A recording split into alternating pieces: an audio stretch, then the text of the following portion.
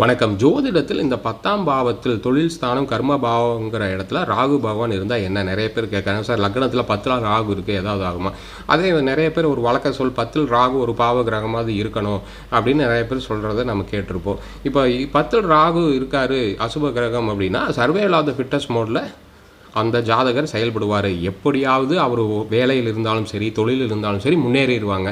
சில பேர்த்துக்கு கல்வி ஸ்தானம் கல்வியே இல்லைனாலும், ஏன்னா கல்விக்கும் தொழிலுக்கும் சம்மந்தம் இல்லை. தொழில் பாவம் 10ஆம் பாவம், வருவாய் ஸ்தானம் 2ஆம் பாவம், எல்லாம் வெவ்வேறு பாவம். ஆனால் 10ஆம் பாவம் அந்த வேலையை எப்படியாவது தக்க வைப்பார். ஒரு வேலையில் இருக்கார், அவருக்கு ஸ்கில்லே இல்லை, படிப்பறிவே இல்லை, இருந்தாலும் அவர் அந்த நேக் அவருக்கு தெரியும். எப்படிலாம் சாதுரிமையாக சாமர்த்தியமாக செயல்பட்டு அந்த புத்திசாலித்தனத்தை ராகு தருவார். தொழில் செஞ்சாலும் அதே மாதிரி தான் முன்னேறிடுவாங்க சீக்கிரம். இதே லக்னாதிபதி கெட்டிருந்தால் சில பேர் கொஞ்சம் இல்லீகல் ரூட்லாம் போவாங்க, கொஞ்சம் திருட்டுத்தனம் அந்த மாதிரிலாம். இதே லக்னாதிபதி நல்ல கிரகமாக இருந்தால் கொஞ்சம் லீகல் வழியில் நல்லபடியாக முன்னேறுவாங்க. நம்ம சேனல் சப்ஸ்கிரைப் பண்ணி பாருங்கள். நன்றி.